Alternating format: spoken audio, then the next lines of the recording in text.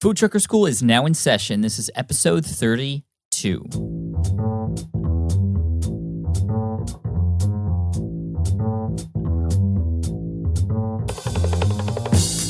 What's up, Food Truckers? Pat Flynn, your host here, and thank you for joining us today. As always, we are here to help you take your food truck business to the next level. Whether you're just starting out or you are a veteran in the business, this is the show for you.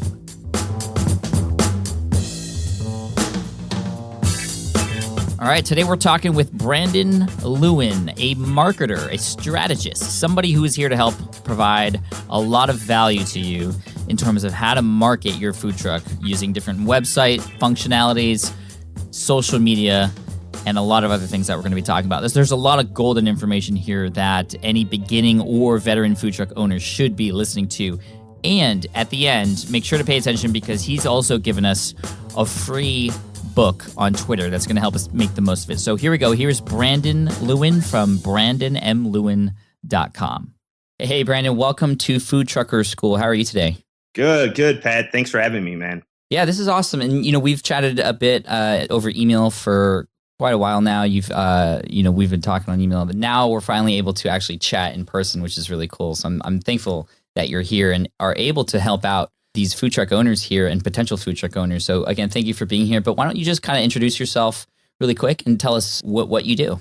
Sure. And thank you too. Again, this is awesome. My name's Brandon Lewin. I work in marketing. I've been doing this for quite a while. I'm also an entrepreneur, and I've kind of seesawed back and forth early in my career before I actually left college. I started my first online ticket brokerage with a friend of mine, and that was our first business. And I learned a lot, didn't do very well. And then after that, I worked at a full-time job, and then I got into entrepreneurship again. I started a financial service business, and then I learned marketing quite a bit there. And then I actually decided I was going to start my own marketing firm. And so I did that, and that was back in late 2008. And what we focused in on was actually social media. We niched down, and I found a really great formula on how to use social media to grow. I was at the time using Facebook and groups in there, and people were always telling me, well, why do you put people in a group and talk about your financial services? I was like, well, it's an easy place to put everyone together. So I just kind of stumbled upon some of these techniques to get people up there. And so we did that and did really well. And I started my family. So I thought, starting my young family and running a business for 3.5 years got really tiresome. So I decided I was going to kind of step back and work in a couple of agencies, learn some things that I didn't really know very well.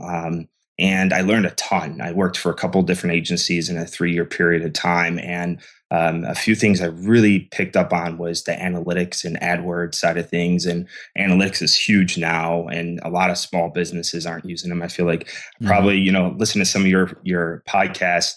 I don't think any food trackers are really taking advantage of the data that's available to them. So, there's a lot of great stuff out there. So, and then also in the mix of that, I do a lot of training. So I've gone through the last couple of years all over the North American region, training people in digital marketing, everyone from Fortune 500 companies to small businesses. And it's been phenomenal. And through that, I actually learned that there are certain areas in marketing people are really struggling with, not only analytics, but Twitter. Twitter's a big one. I know food truckers are using it, but I've done some research preparing for this podcast, and I got some great tips I think we can share with everybody here to help them get better use out of Twitter. And so through that, I also wrote a book. And so I spent the last year, I actually got fired from my job, and I decided to go back on my own and not find another job. And actually, thanks to you and a lot of your podcasts from SPI, it helped me tremendously in getting stuff up and running. And so, awesome. Thanks again, man. And so I wrote a book and I put it together and I launched it on Amazon. Again, listened to one of your podcasts, a couple of them actually, and it did pretty well. We did an event on that a couple of weeks ago and got a lot of exposure on an international level. So it was a lot of fun. That's awesome. You have a lot going on, and I think everybody out there listening right now is kind of licking their lips because you talked about some specific things that are definitely going to be helping out food truck owners. And let's talk about some of those things. You mentioned Twitter and social media and these formulas. I mean, why don't we just start with social media in general? What do you feel are the biggest mistakes that, I'm sure there's crossover between food truck owners in general and everybody else in the world, mistakes that they're making. I mean, what are the biggest mistakes that you're seeing out there that people can easily tap into, correct, to make the biggest changes?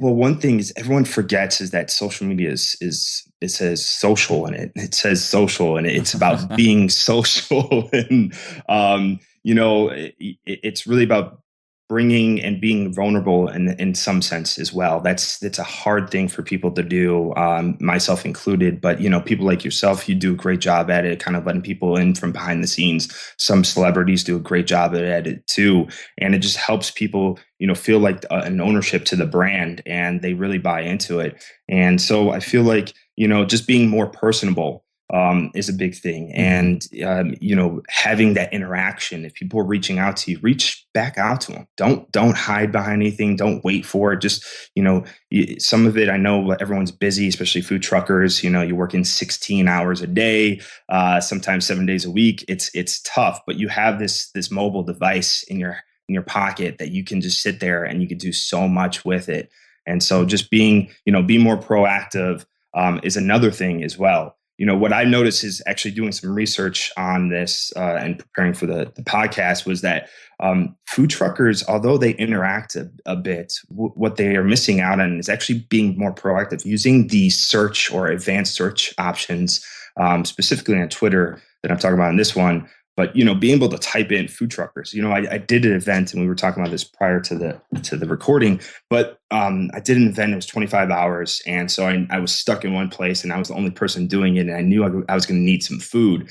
And so in preparation for it, we had a few sponsors, but no one that was actually covering the food. So I thought, what would be cooler than have a food truck who could get some recognition on an international level, because this was touching people all over the world. Mm-hmm. By them, providing food and bringing it to me. And then I would blast them out and promote them. And so I put it on Twitter a couple times, and I said, hey, I'm looking for a food truck who wants to bring me food, and I'll sponsor them and blah, blah, blah. And crickets, man, crickets, like nothing. I used, I used the word food truck. I used a hashtag food truck. I did it multiple times, and just, it's not there. And I'm sure there's other people out there that are talking about food trucks, that these food truckers can just go on there, and you guys can just go in the search button and type this in and see what people are talking about. And then you can then proactively go out there, and it's a great way to expand your reach and talk to people. But, it takes some time. And obviously, again, people are busy. Everyone's busy, but if you just take that time, I think it's really going to help the business expand that reach. And you see stuff like the movie Chef. Not every real food trucker has a 12-year-old boy on their truck working for free right. And tweeting all the time. So it's not really realistic. But right. If you take the time, the point is, if you take the time and do that, phenomenal things will come out of it. Plus, he had the opportunity to sort of converse and get in a conflict with somebody who was well known, which just lit up his Twitter feed and his followers. So we don't want to get into that situation, actually. Exactly. No, but those are really good points. Twitter is a search engine. There are search bars on Twitter where you can go and find the conversations that are happening, where you can come in and then provide value.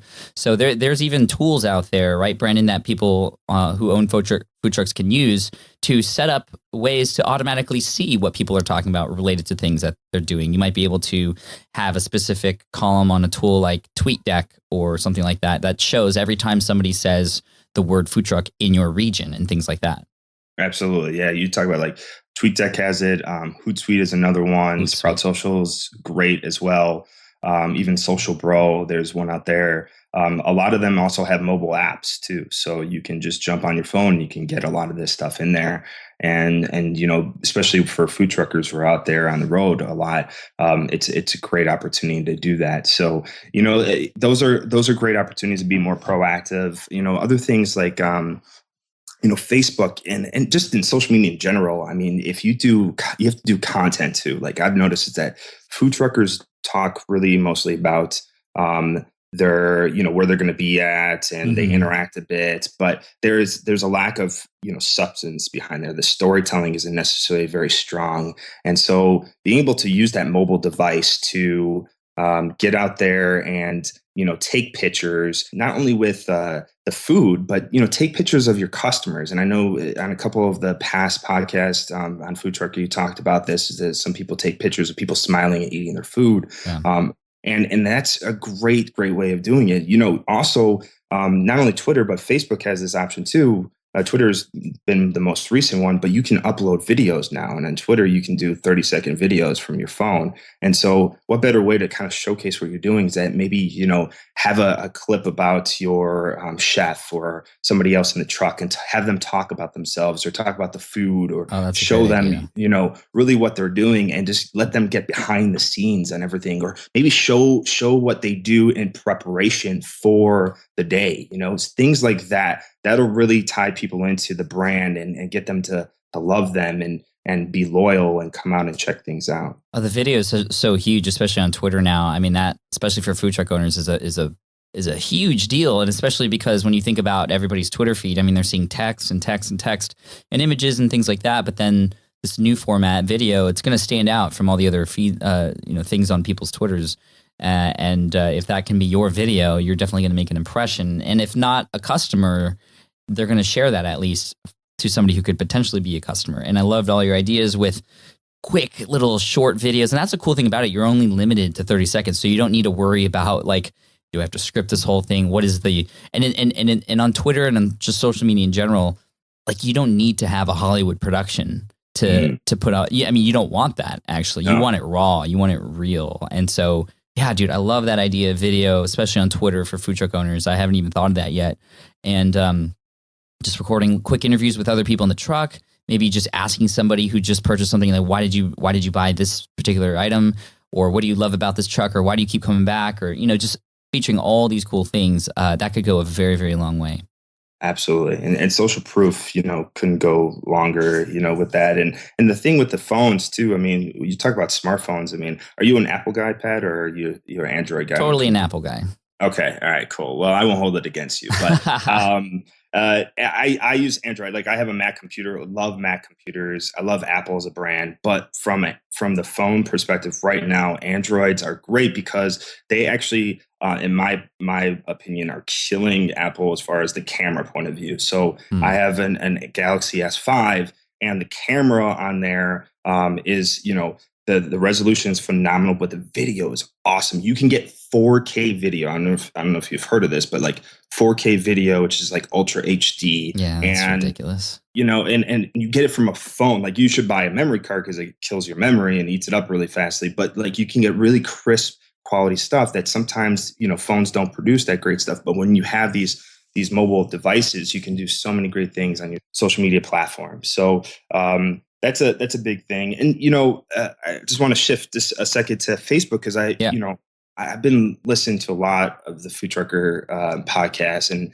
I've realized that, food truckers, first of all, I have to give praise to all of you guys who do this because it is hard work. I mean, I can hear like you guys are prepping for everything, spending all these hours. Like I thought it was, easy peasy, but geez, like listening to all this stuff is not at all. So just a quick little random shout out to you guys for, putting in all your hard work and producing great food. But, from a Facebook perspective, and I know you feel a certain way about this. You have a particular opinion about the fact that Facebook has, now that it's public, it's it's kind of hidden and making people pay to play. And there's a certain, I understand where you're coming from, but I want to look at it from the other perspective. Is that what Facebook has actually done is that it's more so it's giving people what they want.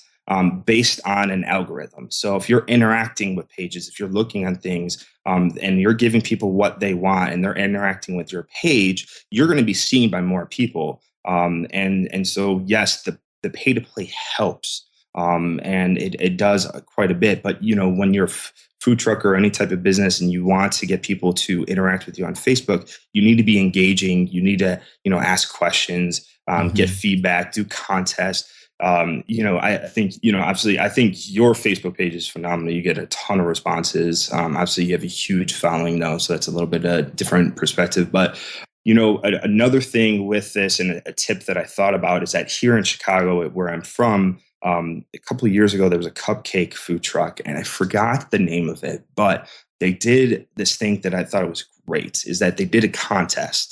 And so they said every Thursday between 3 and 4, they would give out a secret word. And then the first 10 people who came to the truck who gave that secret word would get a free cupcake.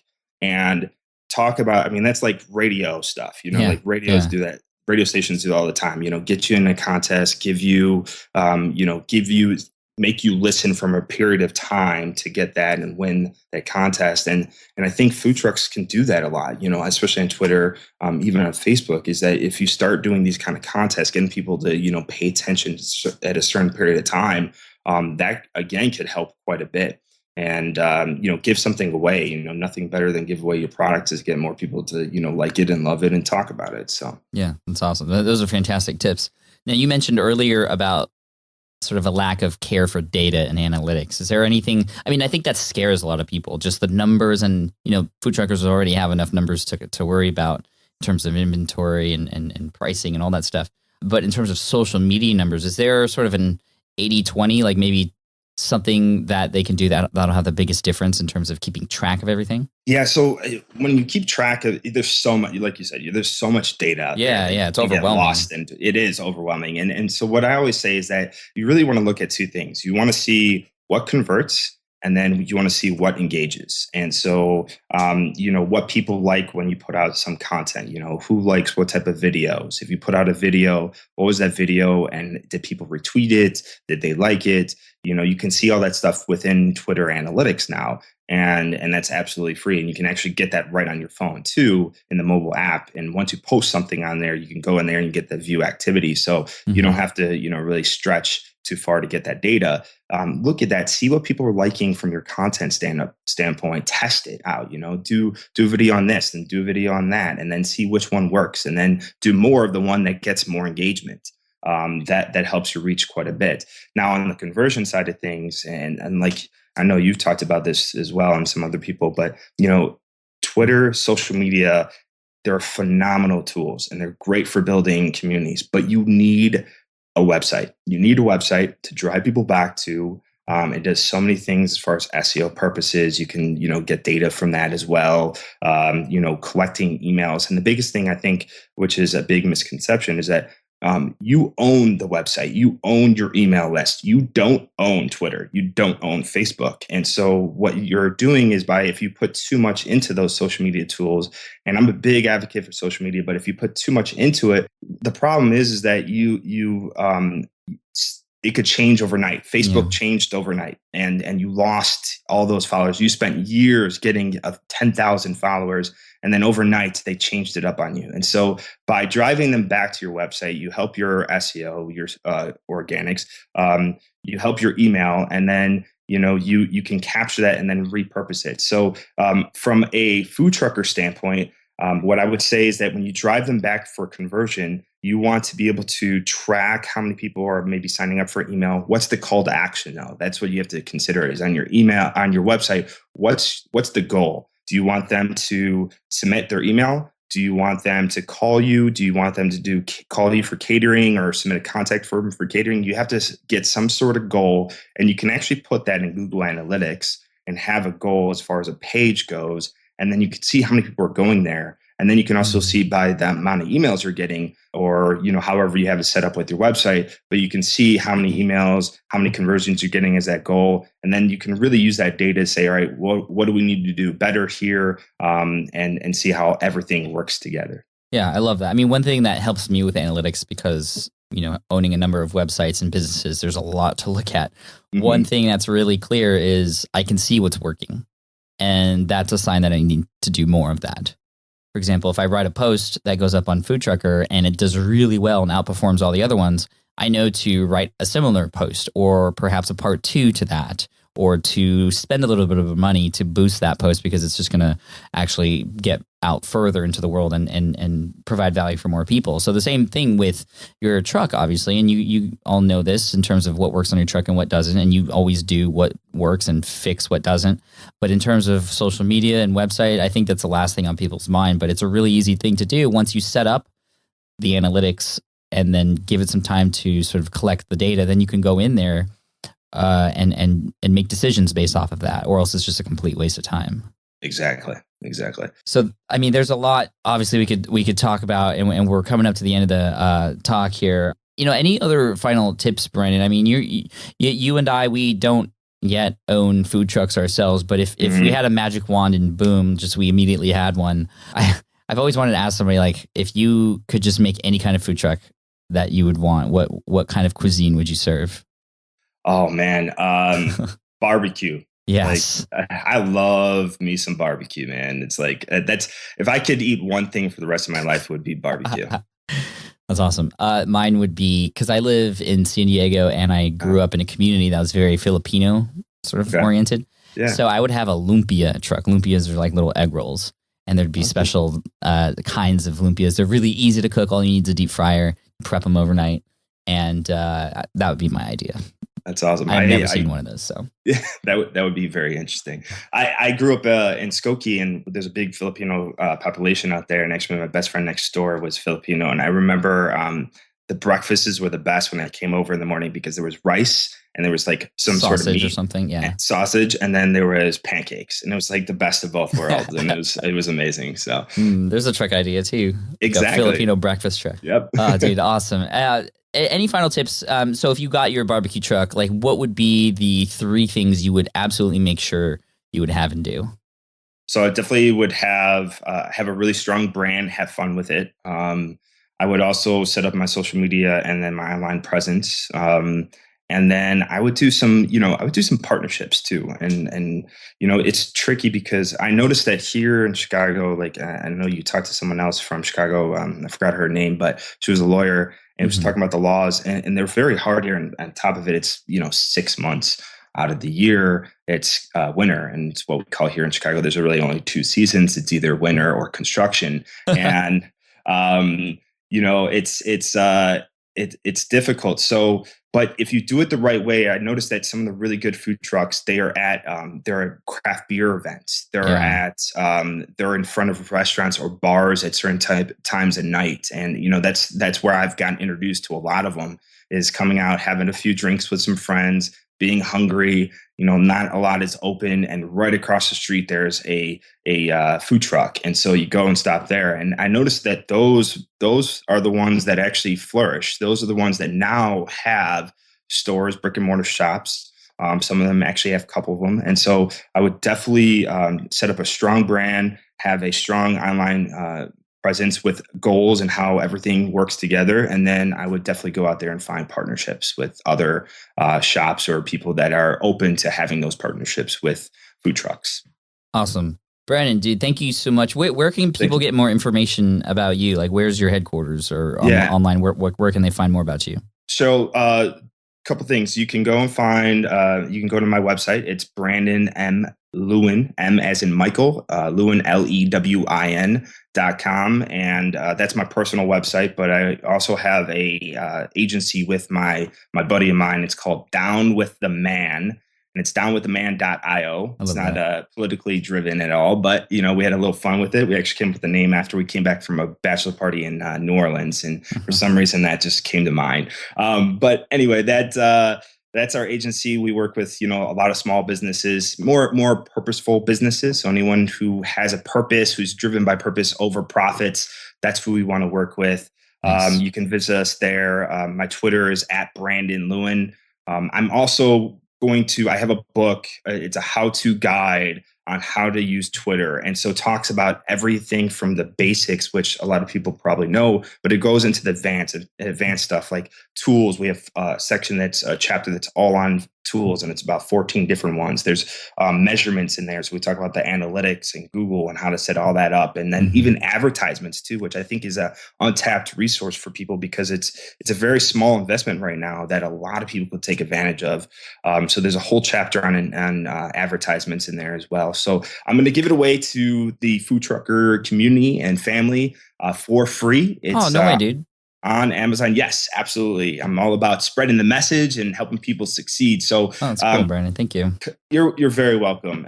You guys can just go to the website. It's brandonmlewin.com/FT. So just keep it real simple. FT for FoodTruckr.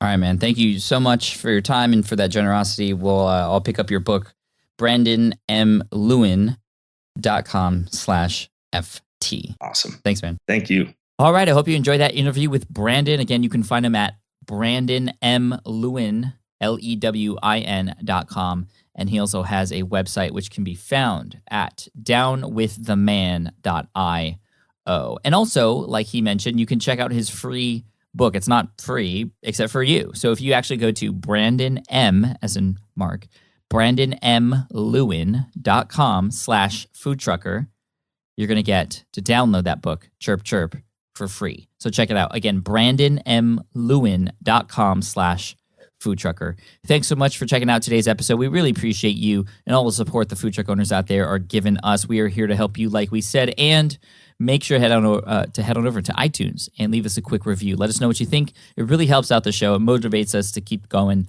And yeah, we appreciate you guys. Thank you so much. Best of luck out there on the road, and foodtruckr.com for more. There you go.